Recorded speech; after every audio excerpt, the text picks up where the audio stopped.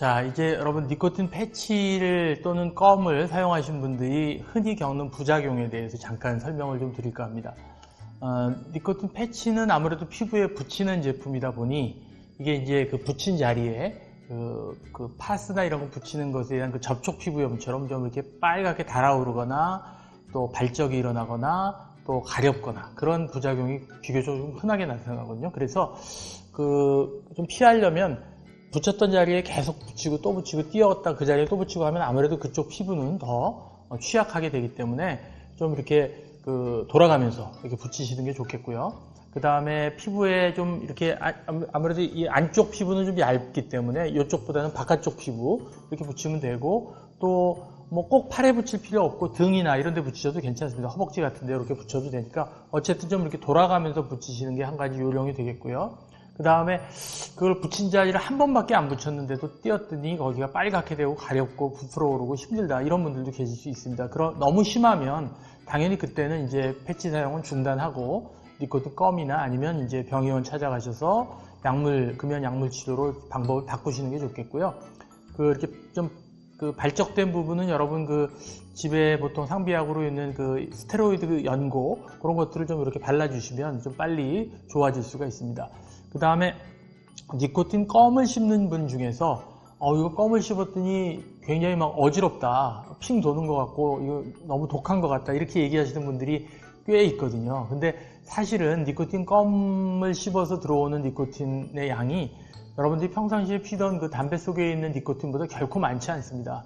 그러니까 니코틴 껌이 독해서 너무 니코틴이 많이 들어와서 어지러울 수는 없는데 왜 그런 현상이 일어나냐면 껌을 씹는 방법을 잘 몰라서 그런 경우가 있어요. 그래서 이거는 일반 껌처럼 그냥 단물 빠질 때까지 계속해서 씹으시면 안 되고요. 니코틴 껌은 보통 우리가 chewing and packing 이렇게 얘기하는데 chewing은 씹는다는 거고 packing은 자동차 파킹하는 거죠. 그래서 이렇게 한 몇 번 씹고 그 다음에 요 잇몸하고 입 안쪽 사이에다가 이렇게 파킹을 잠깐 머무르게 하고 좀 쉬었다가 그렇게 하면 씹는 과정에서 니코틴 액상이 구강 점막을 통해서 들어가거든요.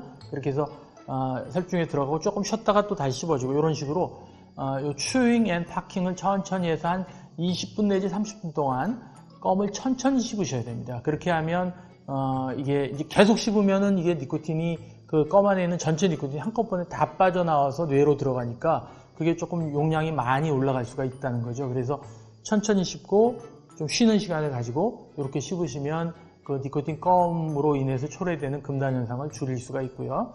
자, 그 다음에 이제 패치는 16시간짜리랑 24시간짜리가 있다고 말씀드렸는데 보통 이제 24시간짜리의 장점은 하루 종일 붙이고 그 다음에 예를 들면 이렇게 하는 거죠. 저녁에 샤워하고 붙이고 그 다음에 다음날 샤워하기 전에 띄고 그러면서 또 새 거 붙이고 이렇게 하는 건데 그렇게 되면 잘 때도 계속 니코틴이 조금씩 들어가니까 보통 흡연 충동이 아침에 제일 일어났을 때가 심하거든요. 왜냐면 밤새 담배를 못 폈기 때문에 흡연자들이.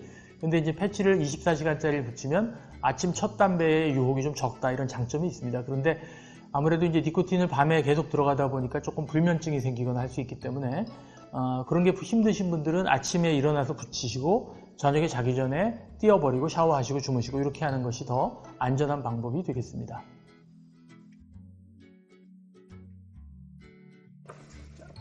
자, 여러분 이제 금연 잘 하고 계시죠?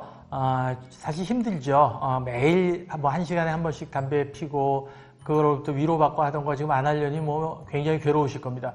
아마도 금단 현상이라는 것들을 다들 경험하고 계실 건데요. 이론적으로는 금연 약물을 복용하시거나 패치를 붙이거나 껌을 씹으시는 분들은 훨씬 덜 하실 거고요. 아마도 이제 제일 힘든 분들은 그 자가금연 하시는 분들일 거예요. 근데 뭐 세 가지 경우 다 공이 다 금단 현상이 생길 수 있습니다. 제일 힘든 거는 첫 24시간에서 한 72시간이 가장 힘들고요. 그 다음에 한 일주일까지는 그 힘든 게 지속이 되고 사실 근데 길게 가도 3주 정도가 지나면 그런 육체적인 금단 현상은 거의 다 사라진다고 사실 돼 있거든요. 그래서 한 3주 정도만 좀 잘 버텨주시면 좋겠습니다.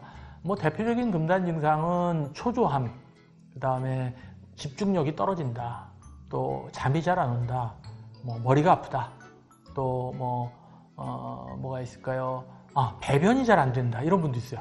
담배를 끊었더니 이게 뭐 하루에 한 번씩 화장실 갔었는데 지금 3일이 지났는데 똥을 못 쌌다.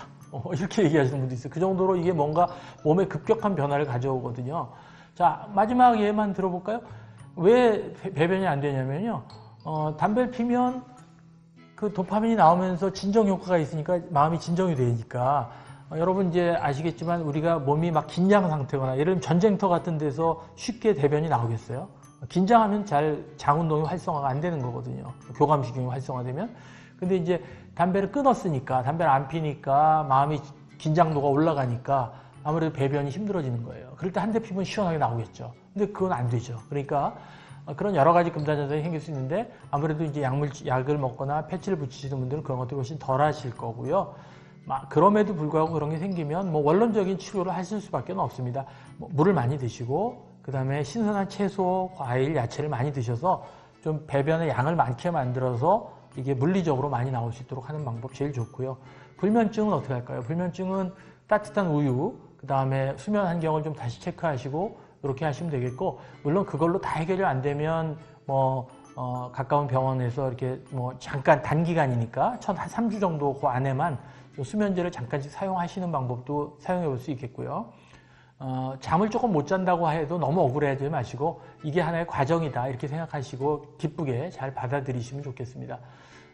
보통 이제 좀 머리가 아프다, 집중력이 떨어진다 이럴 때도 물론 타이레놀 같은 약에 의지하는 방법도 있겠지만 특히 이제 집중력 같은 경우에는 보통 저희가 권하는 거는 은단이나 껌이나 아니면 요 금연 기간 동안만이라도 니코틴을 대신해서 집중력을 높여줄 수 있는 이제 카페인이죠. 그러니까 커피나 아니면 녹차 이런 것들을 좀 잘 활용하셔가지고 그 기간을 좀 이겨주시는 그런 지혜가 좀 필요할 것 같습니다.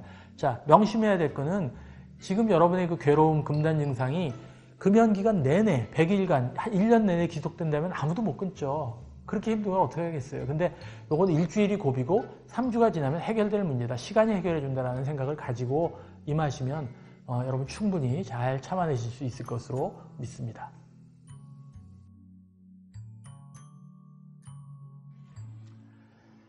자, 금연을 했는데 담배를 필 때는 오히려 감기 걸렸을 때나 기침하고 그랬지 그렇게 내가 불편한 걸 못 느꼈는데 담배를 끊고 났더니 자꾸 목이 좀 간질간질하고 그 다음에 기침이 좀 마르는 기침이 콜콜 나오고 또 확 뱉다 보니까 또 가래가 시커멓게 올라오고 깜짝 놀라서 아이고 이거 담배를 끊었더니 오히려 더 무슨 호흡기 증상이 나타나니까 역시 하던 짓은 계속 해야 되는 모양이에요. 그러면서 그 핑계로 도로 담배를 피겠다 이런 분들이 굉장히 많아요. 근데 혹시 여러분 중에 이제 그런 분이 있을까봐 미리 제가 지금 높아심을 말씀드리는데요. 절대 안 됩니다. 자, 금연을 하고 기침과 가래가 나오는 것은 굉장히 좋은 현상입니다. 어떤 거냐면 여러분들이 이제 기관지가 계속 흡연을 하시던 그 기간 동안에는 사실은 담배 연기에 거의 이제 기관지가 질식돼 있다 그럴까요? 그래서 이 폐 안에 쌓여있는 그 타르나 이 더러운 것들을 뱉어낼 수 있는 어떤 능력이 상실돼 있다가 지금 금연하고 1주, 2주, 3주 이렇게 시간이 지나는 동안에 이제 사람마다 이제 회복 속도는 물론 다른데요. 기관지 세포가 살아납니다. 선모 세포가. 그러면서 딱 정신을 차리고 보니까 주변이 완전히 다 이렇게 그 타르나 이런 쓰레기 더미인 거죠. 깜짝 놀라서 그때부터 기관지 선모가 이것들을 꿈틀꿈틀하면서 배설하기 시작합니다. 그러다 보니 이게 가래가 목까지 올라오면 목이 간지럽고 간질간질하고 뭔가 뱉어내고 싶은 욕구가 생기고 그러면 기침이 나오고 가래가 나오는 겁니다. 그래서 사실은 금연 기간에 나오는 기침이나 가래는 굉장히 그 폐가 청소되는, 기관지가 청소되는 좋은 시간이다. 여러분들이 그렇게 생각하시고 물을 많이 드시고 운동 열심히 하고 해서 최대한 많이 뱉어내시는 것이 좋겠습니다. 이렇게 해서 많이 뱉어낼수록 여러분 폐가 깨끗해지시는 거고요. 물론 너무 이게 오래 간다 기침이 그러면은 그거는 혹시 공교롭게도 금연 기간에 다른 병이나 이런 기관지염이나 폐결이나 이런 것들이 운이 나쁘게 생겼을 수도 있겠죠.